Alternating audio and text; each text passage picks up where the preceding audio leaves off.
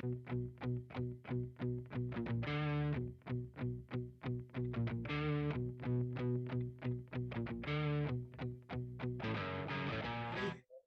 There man. you go. Well, it's good to Hey, see you, dude. it's good to see you too. It's been a while. I know, man. I know. I am excited about your impending visit. I've been pumping it up. Impending is And a very good word for I I that. know I was like, what will I go with here? I've been doing like this master class on like Chicago's a University of Chicago's approach to writing. Well, And it's interesting because I've been like having these I've got like these banks of different flow words and um just it's really cool that I'm doing it like a class. It's like structured that same way. So but I'm just kind of doing that on the side to enrich this other stuff we're working on, yeah. So Yeah. what's a flow word? Basically, some words that provide value in flow in the sentence flowing, like something like although or yet, Oh, like that implies something, in the sentence structure that is going to be, it keeps the reader's attention, basically, flow. nice. Okay, I've never heard the term flow word. I like Yeah, that. yeah. There was a more technical term, but that professor kept calling it also flow words, transition words, maybe. But it was really interesting because he said that our educational model of writing is very flawed because the people that we are writing for all through all of our schooling are paid to read our writing, and that's not the it's the opposite in the Yeah. real world. It's the total opposite.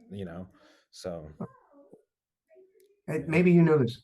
Um, what's the phrase or the like flow word? What's the term for something that's repeated? Like it's like a chorus or a catchphrase within a book. It's just said constantly. I know there's a term for it, and nobody can um tell me what it is. Redundant. Mm. It's a Mm. nicer word for it. It's like I said, it's a chorus. Like it's a repetitious term that's used in a book to give it this kind of feel and cadence. Mm. Definitely not Um, redundant. Redundant just feels mean. well, and I think what's interesting, man, is like in certain ways, like that's like with the manual, it's like that's the technical writing side. Like, how do we describe in language this really complex stuff, which at its base level is simple, but how do you use language to describe it? And there's like I came across this is actually there's this story. Have you ever heard in the Gracie history about the steel box? Nope. Okay, so apparently, like, I believe it was Osvaldo, one of the Gracies, goes into this fight with this guy who's been around forever, but he's like Dan Severn, like he's like Dan Severn now, like old, and he beats him, and there's results in this fight in which they use a steel box to beat this dude up, right? And that's what they end up going to jail for it, actually, and get pardoned by Getulio Vargas, but it's probably a mistranslation for brass knuckles. Okay, I get you. Steel box, like Inasano this weekend was showing Savat, and but that's boxe français, right? But it could have been like how do you say brass knuckles in Brazilian Portuguese and then translate it into English? They could have really Yeah, yeah, been. yeah. So there's things like that to deal with. That's cool. Yeah. That is Uh, weirdly awesome. well, it's the cool thing about it too, though. Like we were talking about with the pisau and the pasau, like Yeah, that's like they're literally two words that indicate the same thing. Like, and if we were talking judo, we would like the three main footwork patterns of walking. yeah. That's kind of like one of the, hey, well, that's a pattern of walking, and then Right, one's more stomping pattern of right. walking, and that's the pisau. He's out. Japanese, Brazilian. It is all fascinating. Yeah, good luck. Yeah, Good luck. yeah. Well, I've got a lot of the Japanese side already. Like you have, really a lot of the knowledge of the Gracie techniques, and that's where I've just been trying to connect all the dots. And Yeah, actually found recently and knew this recently, but it put it into the project of like Takeo Yano is the guy that's really credited largely for bringing the heel hook over to Brazil. nice. Yeah, yeah. The Well, KO. yeah, he's a cool dude. They call him his fight name was the Eastern Demon. Ooh, I like that. Yes, That's a super. way better nickname than mine. I want Eastern team. Well, dude, well. Your nickname is cool. I mean, it's like, wow, I wonder where you got that. I sound like a fucking biker. No, I'm fine. I prefer the Eastern Demon. That's You fucking know, cool. it is super cool. Or okay, so one of the jujitsu researchers, The Western dipshit. this dude Marcial Serrano, he refers to Gio Amori, and this dude trained with um, Carlos Gracie pretty extensively. And then they had fights together also. But Marcial Serrano calls him the Guardian Samurai. Right. So these are all like super catchy paragraph titles that I'm using What? also. Yeah. Man, fuck you.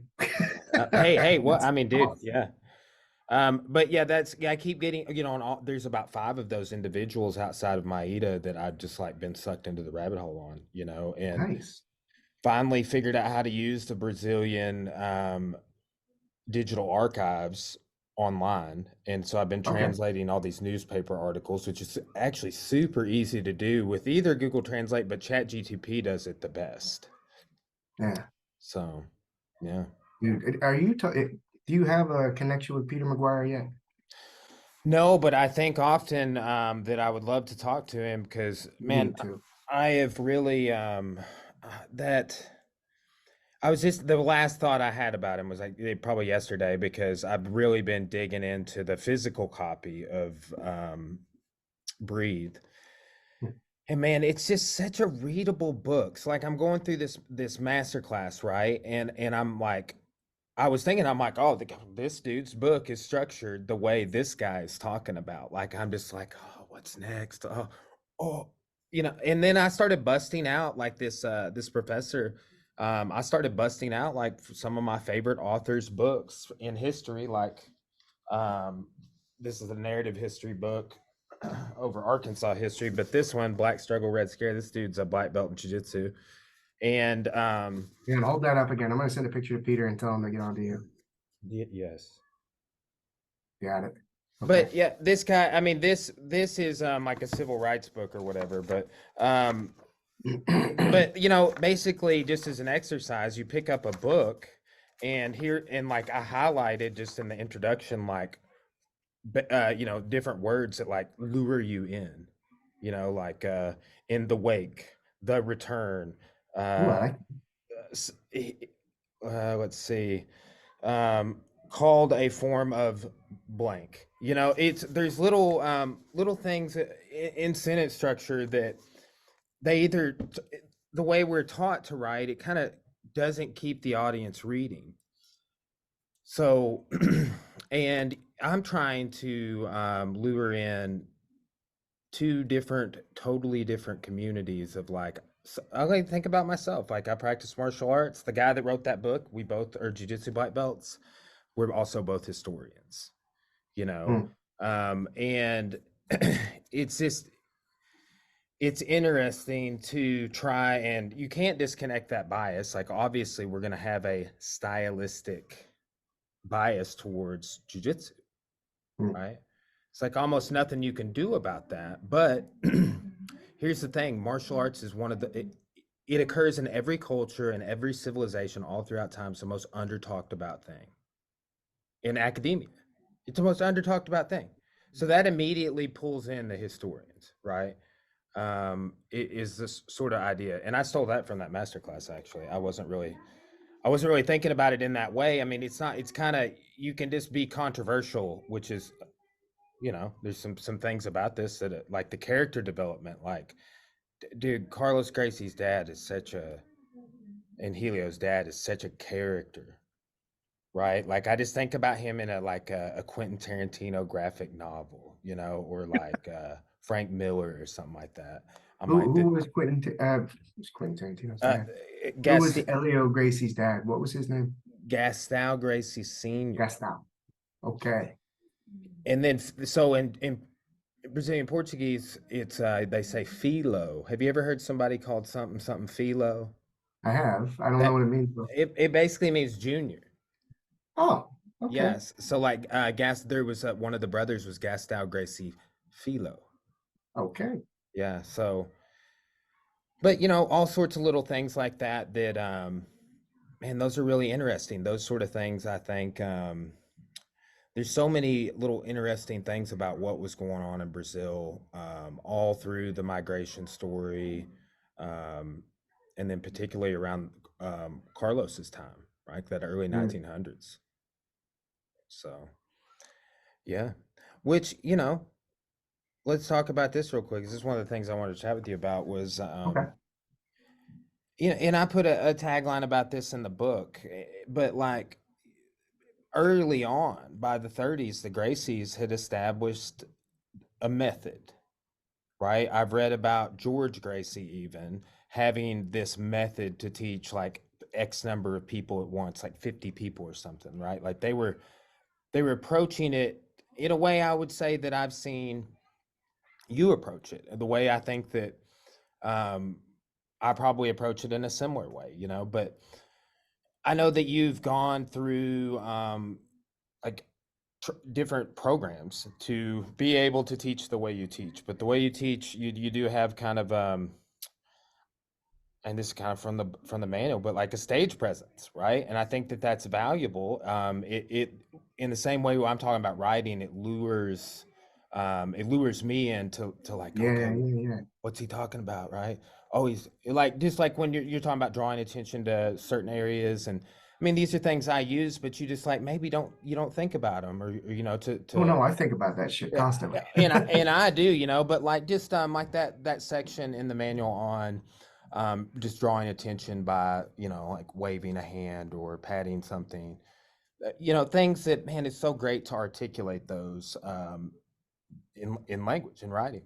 But what are like you know that's how your approach. I'm a fan, but how did you develop that approach to teaching? Well, mostly because people don't pay attention. So when I actually started teaching as a white belt. That's horrifying to think back on.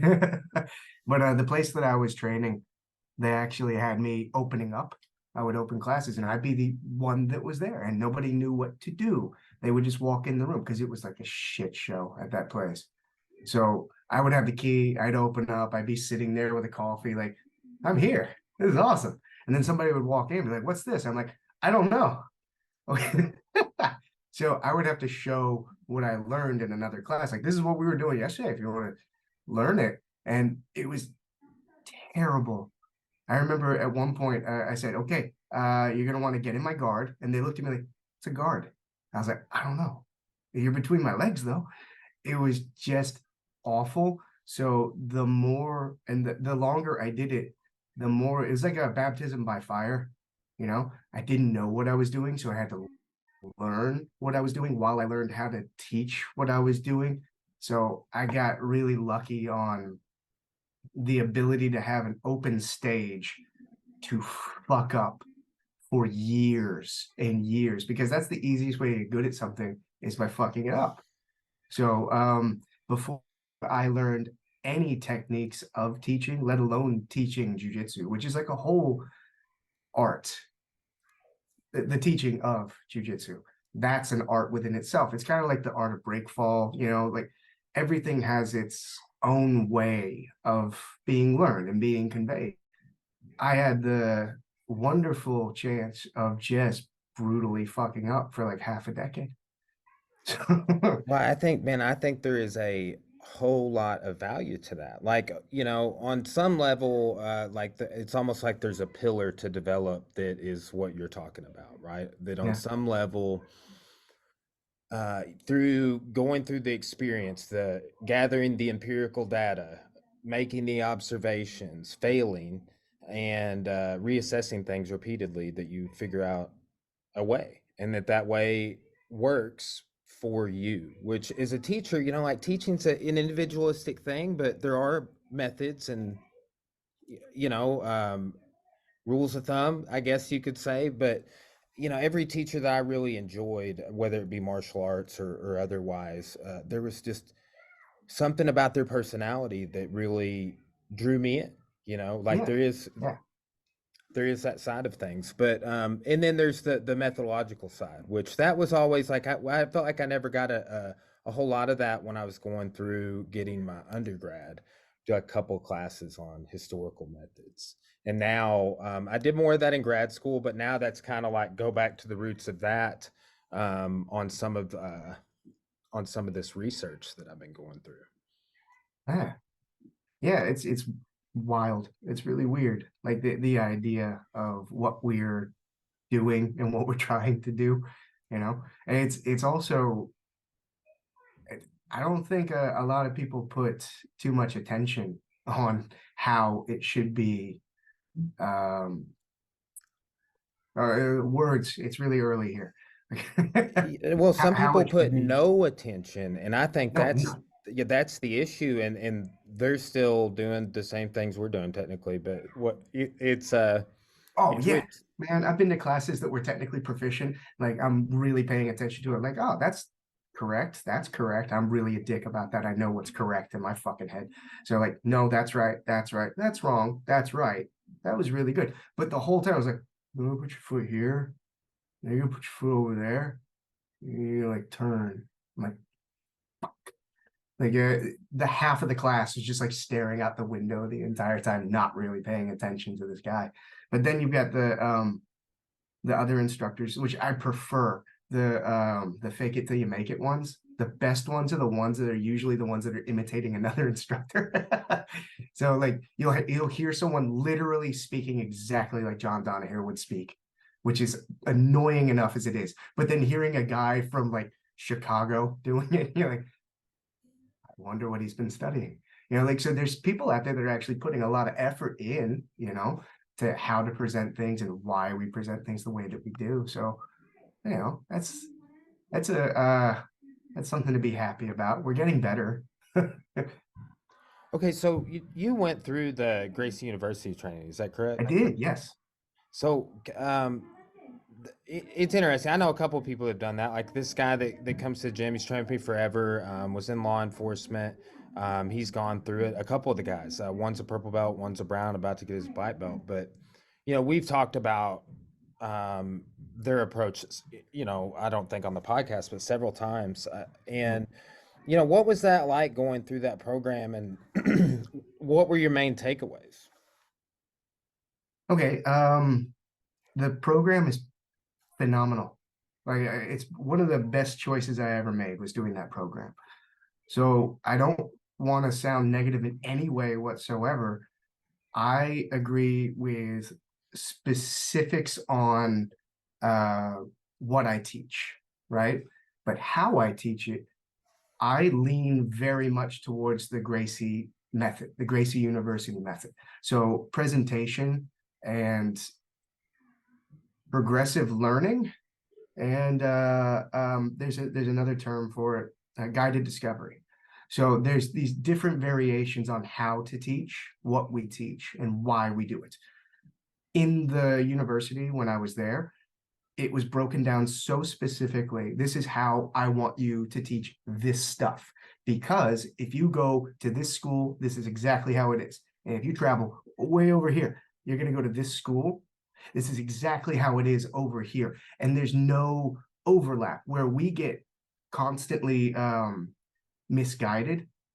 Like one guy has this version of a Kimura, and then I go to Singapore and this other guy does this wild version of a Kimura. And then you go to 10th Planet and then this is a Kimura, but they call it a triple decker pecker wrecker.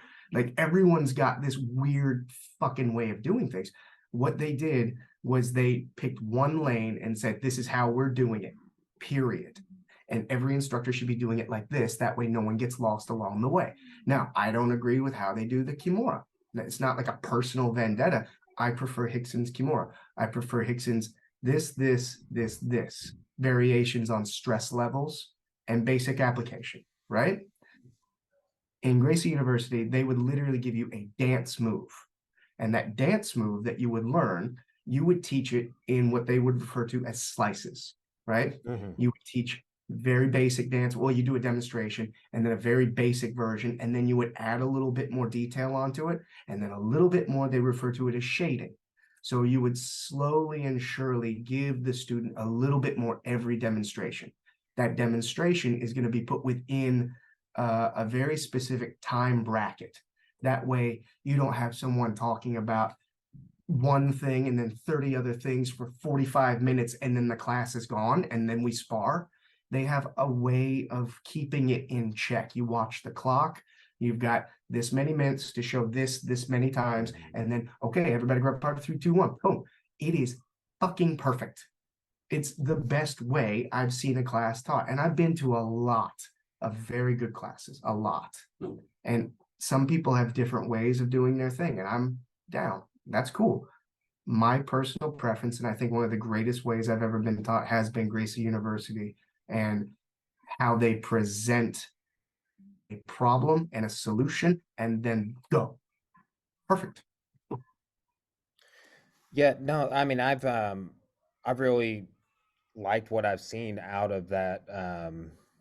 Uh, their method, I guess, would be the best way to say it. Because they do have a Mm. very interesting approach. I like the structure of how they group things together. The logic behind how they organize their information would Dude, be. one of the best things that they ever did was tell people to stand on a line. I love it because I came from the stupid fucking round circle of me having to rotate like a rotisserie chicken to teach the same thing 30 times. That infuriated me before I knew that it infuriated me. Like I'm doing a move and they go, "Can I see it?" Like, how about you come over here and see it? It's much easier if you are on a wall. It's great. I know where the audience is. That's what they refer to it as. If you know where the audience is, you know how to present, and you can keep an eye on them because one of them might be checking their watch, one of them might be looking out the window, and then you can engage the class. And this is something that I do that has nothing to do with Gracie University. I learned it from some other instructors where if I see somebody not paying attention, I'll ask them a question about what was just happening, like middle school style. Like, Mr. Smith, what's 2 plus 2? Like, oh shit, I should have been paying attention. And you kind of draw people in a little bit more, you know? Like, what would you do in this situation? How do you feel about that? And the class feels like they're a part of something, which is way more important than you've got that circle of assholes where some of them are over there doing barambolos while you're teaching a kimura because, like, I know the kimura, they're hanging out. And then there's like a group of them over there. They're just like, I don't know, shitting on the barambolo guys and they're not really paying attention. It's really annoying. So, having an audience, having a stage presence, having a script, holy crap, the idea of I know what I'm going to teach, I know what I'm presenting, shut your mouth, ask questions later. It's perfect. Well, and that's how you teach people things. Excuse And me. that is one of the ways of teaching people things that I firmly believe in, right? Is there's got to be structure there. Like imagine trying to, and I'm not huge on education models that I know about, out in academia. But I can't say that though that same education didn't. I can I attribute that to the way I think presently, in Yeah. part, along with all of my personal experience, everything. But it's just having a method in martial arts. You don't see that a lot, and particularly, I think in jujitsu, you don't see that a lot. And I was reading an interview, and I forget with who. I'll try and it was in the opening closed guard book, but the guy was basically he was talking about how you know jiu-jitsu rejected a lot of the organization in the 30s, 40s, 50s, 60s, all the way until the first federation, because of judo was very organized, very traditional, very bow in, bow to your sensei, and don't speak like very formal. Also because of the Japanese culture, Yeah. and Are you referring to the American Judo Federation? well, I'm talking about basically judo in the 1900s, Uh-huh. 1930 through 1960. So that's when the Gracies were really kind of really going their own way, you know. And Yeah. and part of that going their own way, they're like, we're not gonna bow, we're gonna go surfing instead, Huh.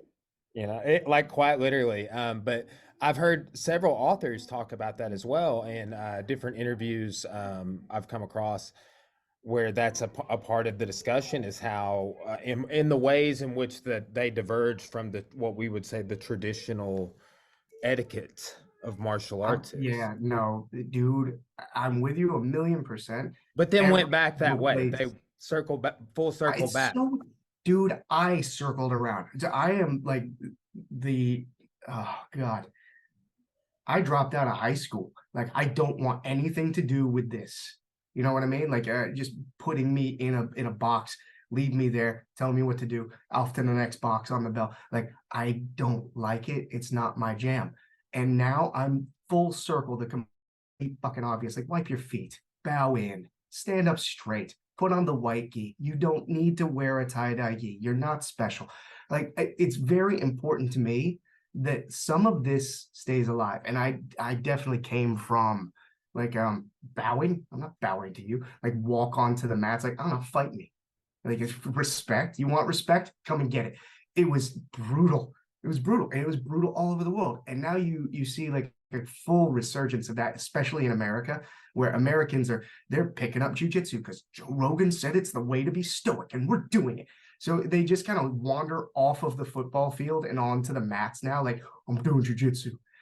I'm not bowing. I'm not doing this. I'm wearing tights. Like, all right, you do you. Fucking go crazy. But it's really weird that the longer you do this, the more you start to crave some form of uniformity, you know, like a slight version of discipline. I don't know. It's just me. And I've got a lot of friends that have been doing this for a very long time. And the longer you do it, the less you just want anarchy. The more the discipline and the respect comes into play, the easier it is to learn, the easier it is to convey things. It's not just strongest wins, fastest wins. Like that's not the point of what we were doing to begin with. You know, maybe relax, maybe pay attention. Maybe somebody knows a little bit more than you, so stop talking in the middle of class. You know, I don't know. I respect the Eastern influence of martial arts far more now than I ever did, because there was a version of me when I was starting that was like wrapping saran wrap over staph infections and like duct taping it and just fighting. Like there's nothing smart or respectful about that whatsoever. So I feel like I've grown as a person, and maybe jujitsu has this way of ebbing and flowing and growing and changing. And if we all start to pay attention to the history of things and the fact that it goes away from it so hard that it comes right back to it, it goes away from it so hard that it comes right back to it, maybe we should have paid a little attention to that version. So that's just me. And it's really early and I haven't had a coffee. So Oh, bummer, man. That's it is. I yeah. forget it's like it is 8 a.m. there. Wow. Yeah, Well, I've been this up is. since 5. I got a toddler. So Hey, I'll yeah, think clearer in an hour. I do get up quite early, but I do I do some water and some electrolytes, and then it is like very quickly on to that coffee, dude. Oof, gotta have it. Yeah. So you know, I hear you talk a lot and see you, I'm online sorry. engage with this about this idea of preserving the art. Like that's kind of what Yeah. we're talking about right now, right? So like, what is it that you feel like is being lost the most right now? Fucking usefulness. Okay. Hey. All right. Awesome. You opened the door to me. It's gonna be a dick. Worst Hickson representative. Okay. First off, if you have to be bigger and stronger than me to be able to do something, it's not jujitsu. It's grapple fucking. Go right ahead. If you want to be the best at a sport, be the best at a sport. The whole reason I started doing this was specifically to learn how to defend myself. That was it. That was it. I wasn't learning how to attack you. It was kind of cool that I was learning how to attack you. That was great. But dude, I went on the longest, shittiest road of being told that I'm learning how to fight, but I wasn't. I was just learning how to fight, right? I wasn't even learning. I was just fighting. I didn't even know. The most important part about preservation of what we do is helping people understand what we do, right? So just telling people that I do jujitsu, they're like, oh, okay. First off, there's that meme of like, my kid does karate too. Like, yeah, I get it. It's martial arts. What I'm trying to say is I don't wrestle as fast and as strong as I can trying to look for submissions so much as my job is to control the distance to manage the damage and then take what you give effortlessly and use it against you. That's what a martial art should be, right? So at least that's what Gracie Jiu-Jitsu was and what it was going for. Now it's just become like, yeah, we just do shit. I don't know, man. We're doing this move because I saw this guy do it and he won in a competition, and that means it must be good. If can I hit you in the face while you're doing the move? Number one, you know. Number two, do I have to be stronger? Number three, do I have to be more flexible? Number four, like there's a simple list of shit that I go through in my head where I've had wonderful conversations with people very recently about specific moves. Like, what do you think of this move? And because I'm the guy that just says, nope. You know, like you know, Jack. We're friends with Jack. Jack just says, no, that's horseshit. And I love Jack. I love him to death. The second you do a move and he goes, no, I'm like, show me why. And it comes straight from Hickson. All the time I've spent with Hickson is Hickson's like, I don't like that. it's so brutally simple to just go like, I don't like that. Like, oh, okay. And everyone just in the corner is like, well, he doesn't like it because he's like old school, blah, blah, blah. He needs to evolve. Like, it's great when you hear people talk about the evolution of jujitsu because they're fucking retarded. Like, the idea of I don't like that is backed up by a very simple set list of why I don't like that. Can I punch you in the face? Do I have to be bigger than you? Do I have to be stronger than you? Am I at a deficit where it can be used against me, etc.? That list is so important. And Jason Robig used to refer to it as like a plug-in adapter, you know, like a filter. You plug it in, and whatever you plug into it, if it doesn't go through, let it go. You know, just it's useless. I've taken that and I've turned it up to like Joe Strummer 11. Like, no, it doesn't work. Fuck you. Like, yeah, but it's fun. Fuck you. I don't care if it's fun. Go have fun over there. This is useful. I'm going to sharpen the useful knife for as long as I can. I'm going to preserve the art. So when I say preserve the art, I specifically mean the original intention of Gracie Jiu-Jitsu. The original intention of Gracie Jiu-Jitsu was self-defense. It wasn't even self-offense. Self-offense was like, you know, a little extra that you get to tack on to it, right? Self-defense was learning how to not get beat up, right? Hickson's very, very, very good at that. Where do I find the comfort in the worst case scenario? And then how do I escape? And then how do I use it against you? And then, right? First off, where's the comfort? Where's the distance management? Where's the distance management? Where's the distance management? Where's the distance management? Number one, right? So for me, at this point, specifically this point, like we'll see in a couple of years' time, if I'm alive, it's distance management. Number one, trying to convey that to people is my, like the hill I die on at this point, I think. Like I've had a couple of hills that I'll die on over the past few years. You know, like don't put your nose before your toes. Like I've died on that hill a couple of times. Yeah, you can under context, but just probably fucking stop doing it and you're not going to have so many problems with your lower back, etc. So distance being managed and understanding how to protect yourself should be the main focus of preservation for me for now. And then we'll talk about base. Then we'll talk about connection. Then we'll talk about equal weight distribution. Then we'll talk about weight distribution. Then I don't know, the samurai rolling back take. I don't fucking care anymore. Good. The No, rant's that over. well, no, I mean, things like and we've talked about this, but with base, I mean, it applies everywhere. Distance management Oh yeah. applies everywhere. Like that's how I see it. Knee shield, underneath side control.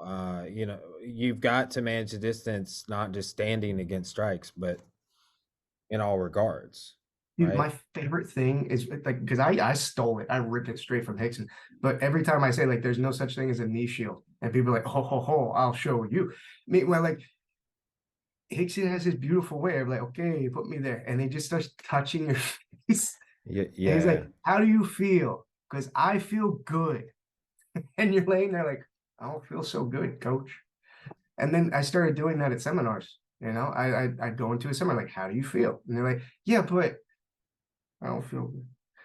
It's a way nicer way of saying like, no, it's not a thing. Yeah, but it's context. Like, yeah, everything is context. If you want to be the best sport grappler in the world, cool. Here's your context, and you can work around those things. But I'm gonna put a finger in your eye. That's all I want to do. That's all I want to do. I want to do that thing where I just poke you in the eye and you go, "Oh God," for 20 minutes because I scratch your cornea. That's hilarious. It's I happened to want me. that in my life. It's happened to me So, training before. dude, Com- same. Like accidental was shit. Shit ruins you.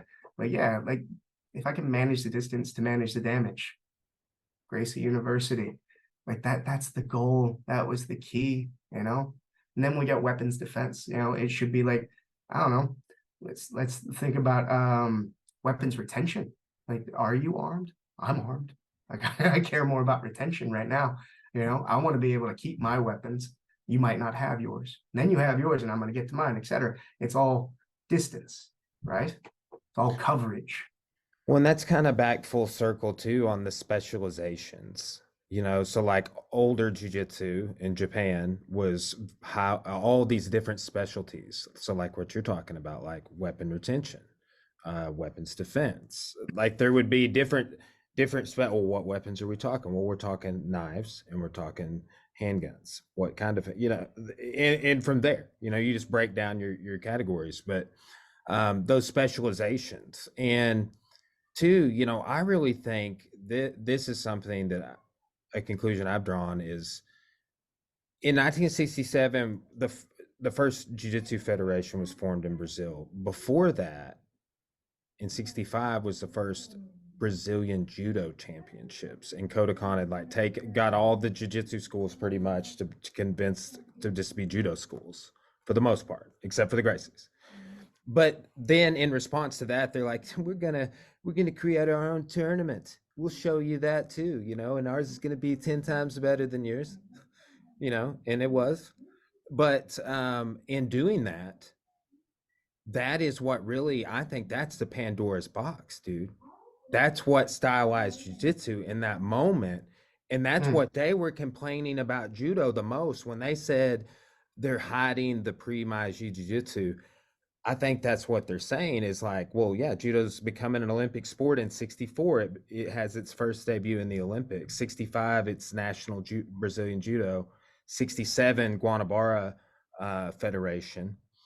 And then you just have, I mean, even kind of in the Hickson book, by the time he's talking about competing, he's like, it's tournaments. Like I'm trying to punch people in the face over here. Valley Tudo, you know what I'm yeah. saying? So it's interesting how to me the stylization of sport is intricately caught up in the preservation discussion. Yeah. Um, any remark? So like, for me, that's a longer term thing. But I think that we just talk about stylization of sport in the present term. Like, do you have any thoughts on how sport has affected what we're talking about with preserving the art? Well, it's a two-sided coin. You've got the wonderful part where it's made this public, you know, There's always going to be an upside to having this present in the public eye because more people are going to see it, more people are going to be interested, more people are going to want to do it. I'm also selfish and I don't care if more people want to do it. I think it's personal choice. If you want to learn how to do something, go out of your way to learn it. Like if I want to learn how to tie knots, I bought a book. I didn't need to listen to a podcast telling me about how useful knots are. You know what I mean? I think it's a personal choice. And this is just me and I'm being a dick. You know, Hojo like I Jiu-Jitsu, love bro. Hojo I Jiu-Jitsu. I want to learn how to tie knots. It's I think it's great that it's out there more in the public eye and that people want to do it. But that being said, I don't see it as what I'm teaching, what I'm trying to perfect, what I'm trying to learn. I see it as the sport of grappling. And people will say it's the progression of jujitsu. Like, no, it's not necessarily, because half guard doesn't exist when you start elbowing somebody in the face. So the idea of teaching somebody about that is like taking my shit and going 10 steps backwards. you know Half guard is a place where you don't want to be, where you want to be in the full guard. That's where you want it to be, or you want to be standing. You want to be in a guard. You want to be guarding yourself, not halfway guarding yourself. So I think the sport of jiu-jitsu has done wonderful things, but it's also put the idea of this as a self-defense at a very big detriment. So yeah, but I'm okay playing and having fun. Like, yeah, cool, have fun, go play. But remember, if I say, all right, touch your partner's face, it doesn't work. Okay. So if I say time, can you poke your partner in the eye? Well, then you're not doing something very useful. You're doing a really cool game. It's like the difference between, like, I don't know, playing football and going to war.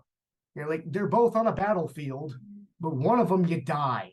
So I think that's a pretty good way of trying to describe the difference between I'm using this to try and stay alive. I'm using this to defend myself. I'm using this as a last case scenario. Worst case, I ended up on the ground. I shouldn't be on the ground. I should be standing. This is very important context. Over here, like, yeah, fucking A, man. You're having a blast. Go have a blast. And you're fucking, yeah, I could shit on it for hours, but everybody is happy doing it. Let people be happy. Just let them be happy, man. I don't have to like that. I don't. And you don't have to like this. You can shit on this if you want to. Go right ahead. I think that there's like a huge fork in the road personally. I'm doing a lot of hand shit today. I'm doing a huge fork in the. I don't know what to do with my hands. I mean, it, Yeah, I it's like how you immediately knew what I was talking about with I know that. exactly what to do with my hands. Um, they control the middle. That's what they do. They control the middle. They cut an angle and they control the fucking middle. You've been like full on Insanto this past week. You're We very did do rough. some we did do some trapping. How cool Um, is that? it Man, was great. It was great. I 12 was at a kung hours. fu school, and I was showing basically I was showing trapping, like jujitsu style. Like they were fascinated by the fact that like Hickson teaches how to stay sticky with movement, and they're like, "This is closer to what we do than jujitsu." I'm like, "I fucking know, right? It's almost like all martial arts are one thing." Like where's that Teo Jeet Kune Do book down there? I've It's got, yeah, you, classic, bro. dude. If you Classic. don't have it, come on. It's take what's useful, fuck off if it's useless. So awesome, man. If you can do that stuff, if you're strong enough, you're fast enough, you're flexible enough, you're young enough, you got enough HGH, you're oiled up a fucking enough. Like if, and it works and you're having fun, go get them. I'm fucking fine with it. It's not a personal vendetta, even though I broke my spine doing stupid shit. I want to be over here, not getting punched in the face. I want to know how to do a pesao, right? Like, how many know what a pesao is, let alone know how to do it properly? Because I've been taught how to do a pesao by so many different Gracies. Oh no, no, my preferred lane, man. I feel like no, I don't like that because, and then learning what he likes has been very eye-opening to me, you know. So I don't know, should on sport enough? I mean, I think a sufficient amount. We could keep going, Okay. but Yeah, um, I don't have to like it. I don't like football either. you know, it- it's always, I tell everyone this, and we have a pretty big school. We have a lot of people even that are adults that do jiu-jitsu. We had 16 people in the white belt class on That's Thursday, that's right? great, dude. I know, and we didn't have a white belt class for a long time. But even now, I mean, with the numbers higher than they've ever been on students, the same number of people are interested percentage wise in doing sport, which is like less than 10%, significantly. If you polled like all the kids, all the adults, all the fighters, anybody that's going to compete in anything, it's always been less than 10%. It's usually more like 3%, you know? Dude, I got some interesting facts for you that you might be like talk to Michael Casey about this because he knows more than me. Did you know Helson's team had one of the best track records for the sport of jiu-jitsu? And Oh, they that's don't teach any interesting. sport. They don't teach any sport. So have a look into that. It's very interesting that these guys are teaching 8 pages of a phone book, and those 8 pages seem to be winning quite a bit. So, anyways, just thought I'd throw that one out there. No, I mean that's a great point, and well, I mean that's kind of like the approach. I think that, I mean, with Crone, I don't think he was doing, Spider Guard and De La Riva and Baron Bolos and shit when he was winning worlds. When No, he, he actually yelled at one of my students. One of my guys went out to train at his, and he was doing like spider guard, and he just stopped in the middle of it. He was like, "We don't do that shit here, kid. that's Stop it." He was like, "Just stop, man." Yeah, it's amazing that it can really genuinely be whittled down to something so efficient that it is still useful under context. Um, I like to come back to the Galvo versus Hedon fight quite a bit because it pisses a lot of my friends off. So I've got a lot of friends that do the sport of jiu-jitsu, a ton. Got yeah, a lot of me too. Republicans, got a lot of Democrats, got a lot of sport jiu-jitsu guys. Still friends. You're all stupid. The whole Hedon and Galvo, and then Galvo like is a mess at the end. Like, if this was sport, I would have won. It's fucking hilarious to me. I love watching that fight, and I love pushing people. There's two fights I like telling people to watch. One is the Hedon, the Hedon Galvo. That's just stay alive, stay alive, stay alive, stay alive. Little mustache. It's adorable. I loved it. And then the other one is the two fat white kids fighting over the bong. You ever seen that one? No, Oh God, I love it so much.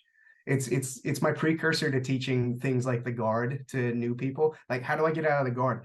Some people will never close their legs, and you don't have to worry about a guard because they don't know what a guard is. But these two fat white kids in like Florida know what a guard is, and they don't know what a guard is. They just wrap their legs around the other one. He's in the guard. He's like, "You took my ball, man." They have no idea how to fight, but they saw it on TV, so they know they're supposed to wrap their legs around. So I point people towards that fight all the time.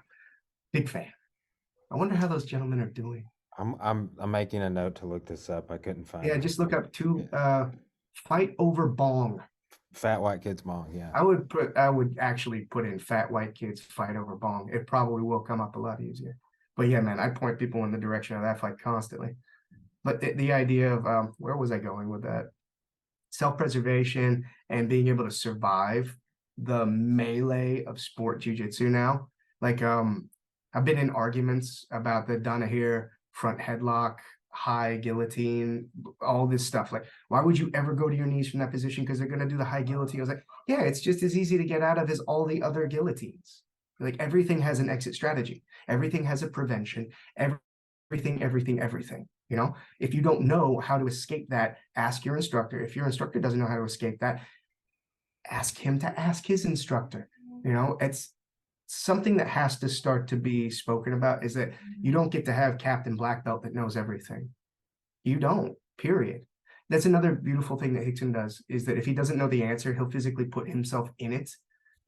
Were you there when he was doing that with Joseph? I was just thinking about this since we've been on this podcast about how he closes. He did also with Nori too, with the uh, Kessa. it, it's the Hickson special. It's reverse engineering. So rather than saying like you do this, like I don't know, man, put me in it, and you start to feel the deficits. Like I did a private with Jason Robick the other day, and we were talking about the one shot, one kill arm lock, and when he was doing it, he specifically goes, "Okay, now pull your elbow that way," and I pulled my elbow that way, and it releases the shoulder. He goes, okay, so now that means I need to pinch my knee this way to prevent that. So relearning and pulling things apart specifically, not being told what to do. I feel like being a good instructor is giving a student a cheat code and saying this, go. Being good at what you do is taking that cheat code and then building on that, right? So I know what makes the lock. Now, how does it fall apart? How does it get taken apart? Okay, so now how do I prevent it from being taken apart? That's kind of the knife that we have to sharpen as martial artists. It's not a matter of who can do more fucking bench press, who can stretch better. Like those are great things to add on to what we do. But if we can take a move, figure out how do we get there as efficiently as possible and why do we get there, context, and then how do I make it as proper and connected as possible, right? To prevent the escape. Then you can add the systemization to things, But what if he does that? Then I do this, right? So the way Hickson will do things is I've never seen anyone else do it, not once. And I've been in a lot of classes. He'll put himself in a position, feel the move, and then he'll start to unwind it slowly, slowly, slowly. And then when you go to do the move, he's like, no, it's beautiful. And then you start to build the reflex of, no, I don't want to be in that move. What's the opposite of your headlock being pulled down? Like stand up. What's the opposite of using strength? Push forward. No. Man, they don't build them like Hickson anymore. Sorry, they don't. Well, I know, and I mean, so what is it? What do you think are some things you could articulate about other than what we've just mentioned, but ways in which his approach is different than, I mean, you've gone through Gracie University. I know that you've trained with, I feel like the top guys, even under like the Helsons, and you've been the Horian at the Gracie University. You've kind of had that exposure. Even when I Dude, go I've train been with on the Pedro Sauer, and he's like, "Oh, my friend Chris yeah. Burns, tell him hello." You know. I'm tolerated. I'm tolerated around. Now, like I need the opposite end of that as well, like on the mats with John Donaher, on the mats with Dean Lister, on the mats with Galvo. Like I did all the sport too, dude, and I had a good time while I was doing it until I got injured every fucking week doing it. I'm Same, sorry. same. I am sorry. I'm not sorry. Like there's still a lot of knowledge over here, and there's a lot of different viewpoints that I'm very fond of. Like Dean showed me some of the best leg lock stuff I've ever learned. I loved it. I still use most of it to this day. And his way of teaching was phenomenal because he like used jokes about like if you're gonna fuck two chicks at the bar, you fuck the fucking ugly one first. Like I'm listening. I love when people teach like that because it gets my attention. You know what I mean? So, anyways, yeah. What was the original question? Because I had all the actual Gracie So, stuff in over what here. in what are some ways that Hickson stands out in his Okay. way, in his approach versus like Yep. like I said, you've trained with the top guys, or like I'm sure you've trained with Hori and Hoist. Like we talked about who you've trained with the who's who, but Yeah. Hickson's special, and like I think that the people that have trained with him immediately feel that. Um, but I'm asking you to describe it in words. Okay. The easiest way to describe it is that he tells you what's wrong and he doesn't care how you feel about it. It's not about your opinion, right? So this is my personal takeaway. Like there's a few that make him stand out the most, but he'll say no. And I respect the shit out of him saying no because when he says no, he tells you why. He doesn't just say, no, my dad does it like this. No, we do it this way. No, the guy in the UFC got away with it last week, so that's why we're doing it this way this month. Okay. Hickson says no because this. And if this happens, all this shit happens. This happens, all this shit happens. So when I say no, I mean no. If you'd like me to elaborate, I will. And that's him. That's just the way it is. But also, he doesn't elaborate. He's like, no. Like I pick it apart with him. I'm like, okay, so why no? But if you ever do a private with Hickson, Hickson says no, Dude, there's a book attached to that. There is. I promise. And I know you're the smartest person in the room, and Hickson has no idea what he's doing, etc. But when Hickson says no, he means no for a reason, and you should listen, right? So now the other thing that he does that no one else does is he will teach you progressively with stress. That's something that isn't done. So the idea is do the move. Here's the move. Practice the move. Okay. But what if he does this? Do the move. When he teaches it, we're going to put the hand here. You put the hip here, lean forward. Good. Good. Put the hand here, put the hip here, lean forward. Very good. Okay. You've got that. Put the hand here, pull, push back, lean forward. So it's a progressive style of learning. It takes a much longer time to learn what Hickson wants you to know because he's very deliberate in why you do what you do. So he doesn't just say, hand here, put back, push. Okay, but what happens if my hip goes forward? All right, hand here is pulling, tailbone here is pushing. When you push forward, walk backwards, spread your knees, and continue to push back and pull forward. They can't push. That was all in English. When he says it by feeling. It's like, okay, do the move. And then he gently pushes his hip bone forward. And now I can't do the move. Okay, now do this. A little bit wider, a little bit lower. Start to push back. So again, it took me 3 years to get the hip throw with him. Because like every time I did a private, he would really concentrate on one part of the hip throw. And then the next part would be private. And the next part would be the next private. To this day, like, man, I'm teaching judo guys how to do Hickson's hip throw, right? It's those tiny, tiny details that make it work. As opposed to like, it's not a high percentage move. Like, no, you're not a high percentage move. Shut up and listen. When he teaches bit by bit by bit. And then he adds stress to every single bit that he taught next, right? So here's a piece, here's a piece, here's a piece. Now here's a piece that's a little harder. Now a little bit harder. Now it's really hard. And then at the end of it, he's just trying to murder you while you're doing the move. And it's great, you know, because when he does like a headlock and showing you how to get out of the headlock, you'll lose an ear eventually. He'll be like, yeah, get out, bitch. Like really squeezing. Like the move works if you do it right. Let's see you do it right. And he'll wait, you know, he'll cook you for a long time to make sure you understand the move. And I respect that mostly because I'm a masochist. But I think there's something to very much be said about the style of progressive learning, the style of teaching step by step why something works, and then showing resistance as you're doing it. I think, honestly, my view of giving belts, by the way, is very different than anybody else's. I don't think it should be like dance moves, like show me this move, this move, this move. I think you should be able to explain to me the concept behind something. You know, it's more academic than anything. If you can demonstrate it physically with a non-resisting opponent, fantastic. Look at you. You're very good. I like the fact that you can do the two-step shuffle. Good for you. What if I'm throwing balls at your head while you do it? You know what I mean? What if I throw this chainsaw? You know, that's, I think, different levels. And I think that's what the belts should represent. This is just me talking because I've had enough of nobody knows what a belt means anymore in jiu-jitsu. Because it's at the point where like sport jiu-jitsu is like, we don't do belts, man. Old school. We're new school. All right, cool. Now I get carte blanche. Like I'm doing belts and this is what I think my belts should be. Like, do you know base? Do you know how to walk forward, backwards, side to side, pivot in a circle? And when I call stone, can you freeze and base properly? Do you manage the distance the entire time that you're doing that? That seems like a blue belt to me.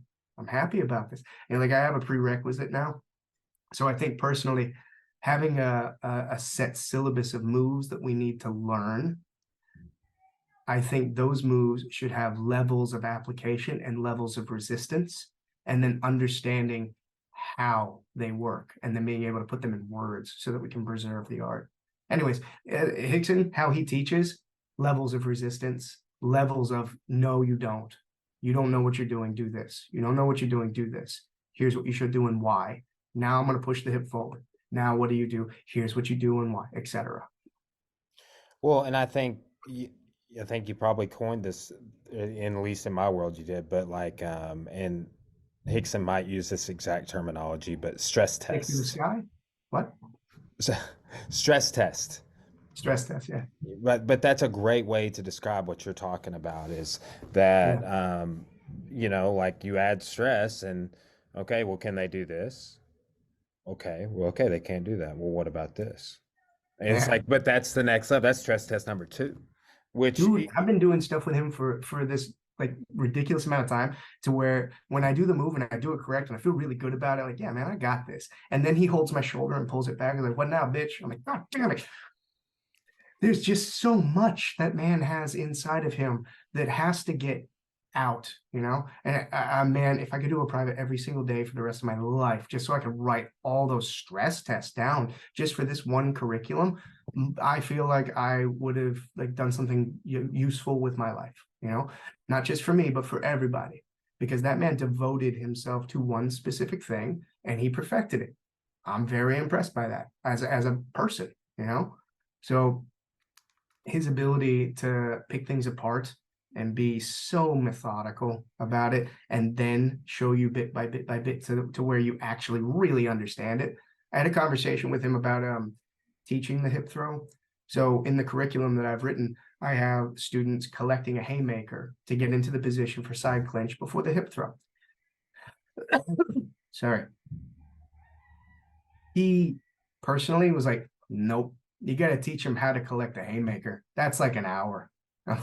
I'm like, yeah, I agree. So when Hickson teaches something, he teaches every single bit. What I'm trying to do specifically is show the dance move first. And the dance move equals dance move equals dance move. Then the next time you do it, there's resistance, you know? So let's say we have a syllabus and the syllabus would be wide haymaker, collect the haymaker, side clinch base. They push in, they step back, hip throw, knee on belly arm lock. I think that's completely plausible within a 1 hour bracket. I think we could totally do that. We can do a 10-minute warm up and then I can teach all of that word for word, exactly what I want you to do. I think I can. I know I can because I've done it a million times. Meanwhile, next syllabus, deep dive. Okay, how do we collect a haymaker? That's a whole class. How do we collect the haymaker? And what do we do with the haymaker? What if it's too high? What if it's medium? What if it's low? What if it's running at you? What if that's a class? And each of those is a class: high, medium, low, running. That's an hour worth of content in Hickson land. So I think if we Kokanagi. can start with a dance move and then build on it, No, personally. no, I do. I think that's great. Like, in, I like spending time just working on haymaker defense, right? And it's almost like you can take techniques and blend with that, and it's, they're iconic techniques that you are working on all the time, like a hip throw. Like, I teach the hip throw all the time. I always have a judo background before, as well. So it's just a timeless technique, but it's also one of those techniques that I just continually polish. It gets better. Mm. It's there's so much detail and content within each of these moves that is just shit on and just thrown away because you've got guys that have been doing jujitsu for 6 years. And when I say jujitsu, I mean like rolling around in knee braces upside down. They'll be like, if I was in a fight, I'd never throw a haymaker. You don't understand. Why would I bother with that? I need to be worried about the Imanari roll. Like, first off, how many fucking fights has your ass been in?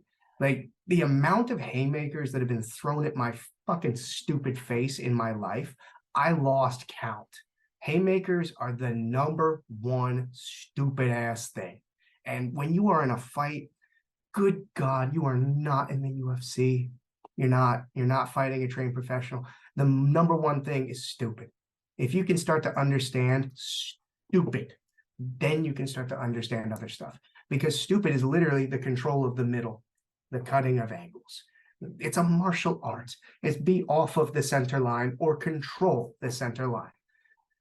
Man, it's a lost art. It's preservation of something that's very important that nobody seems to care about. But when we break it down into sport, you can easily start to talk about the idea of keeping the hips in line with somebody's hips.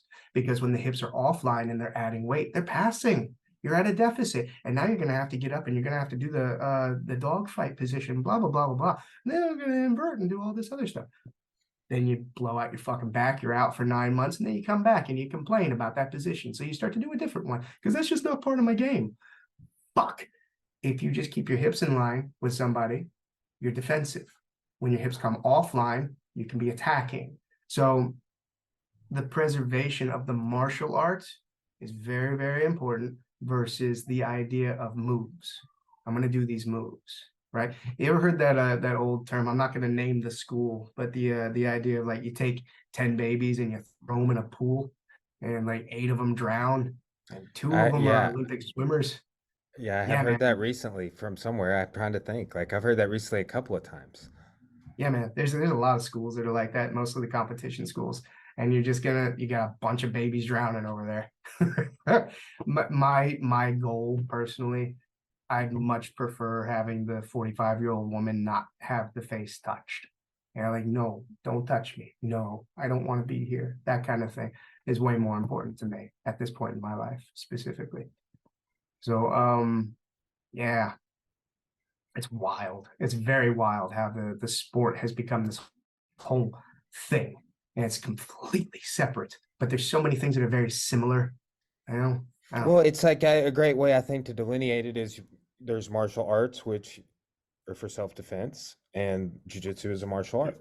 And then there's martial sports, which for some reason, for some people, take the martial art element out of the martial sport. Some Well, I people, mean, it's we're really talking about hard a to do a world where we sport leave when it you get in. a finger in the eye. 100%. Yeah. Uh, but then there's like judo where you're not allowed to grab the leg. Like, I want to take you down, but I can't grab your legs. Well, I mean, there's purposeful deficit to like there's contextual ways of making the game harder. Meanwhile, you got like combat sambo where I'm gonna headbutt the shit out of you while I take you down. Oh my The god, Inasano was showing some headbutts, dude. my man, Yeah. Both big days. fan, big Yeah. fan. Good times. Yeah, Well, man, I've got to go teach some white belts here in a few minutes, but I teach you headbutts. we are actually, I'll tell you exactly what we're doing.